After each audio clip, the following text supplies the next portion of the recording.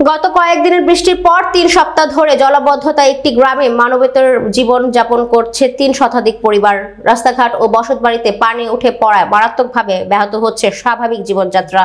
এমন পরিস্থিতিও দেখা মিলেনি জনপ্রতিনিধি ও প্রশাসনের। বিস্তারিত থাকছে গাজীপুর থেকে আশরাফুল ইসলামের পাঠানো প্রতিবেদনে। গাজীপুরের শ্রীপুর পৌরসভার বাগমারা গ্রামের পানি নিষ্কাশনের একমাত্র পথ মুক্তিযোদ্ধা রহমত আলী কলেজের পূর্ব পাশে একটি কালভার্ট।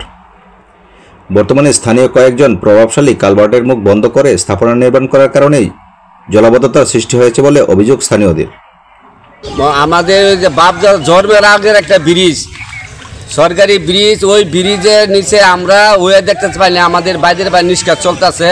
আবার ওখানে তারা কিছুদিন ধরে বাড়ি করার পরে আমাদের চুঙ্গি বন্ধ করে দিছে। হেলাল মিলিটারি জয়নাল আরও 2 জন লোক আছে, তারা বাড়ি কইরা পানি আটকায় পানি আমরা ক্ষতিগ্রস্ত হয়েছি। এখানে প্রায় 3 থেকে 400 মানুষের চলাফেরা বিঘ্নিত হচ্ছে। এখানকার যারা ছাত্রছাত্রী আছে তাদের স্কুলে যাওয়ার সমস্যা হচ্ছে, যাদের শিশু বাচ্চা পোলাপান আছে এগুলা নিয়ে সবাই দুশ্চিন্তাগ্রস্ত। সরেজমিনে গিয়ে দেখা যায় নিচু জমিগুলো ভরাট করে নির্মাণ করা হয়েছে স্থাপনা। কোনো ব্যবস্থা রাখা হয়নি পানি নিষ্কাশনের। এতে বাড়ির ভিতরে জলাবদ্ধতার সৃষ্টি হওয়ায় রান্নাসহ দৈনন্দিন জীবনযাপনে কষ্ট হচ্ছে বাসিন্দাদের।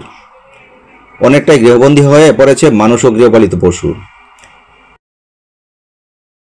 পানি বাইসে নিয়ে গেছে, বাড়ি ঘরে পানি উঠছে, আমরা কই যাইম, কি করাম?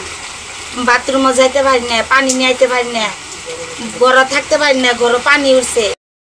রাস্তার যে কালভার্টটা ছিল এটা বন্ধ করে দিছে। বন্ধ করার কারণে আমরা 300 পরিবার পানি বন্ধ। এখন আমরা রান্না খাওয়া, এমনকি ছেলে মেয়ে স্কুলে যাওয়া বা চাকরি যারা করে তারাও বাড়ি থেকে বাড়িতে পারে না রাস্তার অভাবে। ভুক্তভোগীরা জানান জলাবদ্ধতার সঙ্গে বাড়তি দুর্ভোগ হিসেবে যোগ হয়েছে বিভিন্ন পানিবাহিত রোগ। এছাড়া রাস্তাঘাট ডুবে যাওয়ায় শিক্ষার্থীদেরও নিয়মিত পাঠদান বন্ধ হয়ে যাওয়ার উপক্রম হয়েছে বলে অভিযোগ অভিভাবক ও শিক্ষার্থীদের। এক্সকেভেটর দিয়ে ড্রেনেজ ব্যবস্থা করে পানি নিষ্কাশনের আশ্বাস দিয়েছেন শ্রীপুর উপজেলার নির্বাহী অফিসার সজীব আহমেদ। হচ্ছে যে ওখানে মূলত হচ্ছে জলাবদ্ধতার সৃষ্টি ড্রেনেজ প্রবলেম নিয়ে। পূর্বে এটি ব্যক্তিগত সম্পত্তির উপর দিয়েই এই পানিটি প্রবাহিত হতো। এখন যারা এই ব্যক্তিগত সম্পত্তির মালিক তারা আসলে প্রবাহটা বর্তমানে আর তারা ওই জমি পূর্বতন সময় ব্যবহার করতেন না, এখন ব্যবহার করা শুরু করেছেন, যার কারণে হচ্ছে আসলে পানির প্রবাহটা বাধাগ্রস্ত হয়েছে। আমাদের বর্তমানে যে কার্যক্রম চলমান আমরা ওটা এক্সকেভেটরের মাধ্যমে আমরা একটি প্রিলিমিনারি একটা ড্রেনেজ সিস্টেম ওখানে তৈরি করার চিন্তা ভাবনা করছি এবং আশা করি করে ফেলবো। কিন্তু এতে আসলে সমস্যার আমূল সমাধান হবে না, কারণ পানির যে লেভেল এবং যে লেভেলে গিয়ে এটাকে পড়তে হবে তার মধ্যে একটু ডিফারেন্স আছে। তো এখানে আসলে একটা লং টার্ম প্ল্যানিং লাগবে এবং এখানে হয়তোবা যারা এখানে জমির মালিক আছেন তাদেরকেও হচ্ছে বেশ কিছু ছাড় দিতে হবে, যেহেতু সরকারি জমির এখানে অভাব আছে। ব্যক্তিগত জমির উপর দিয়ে ড্রেনেজ সিস্টেমটি নির্মাণ করতে হবে।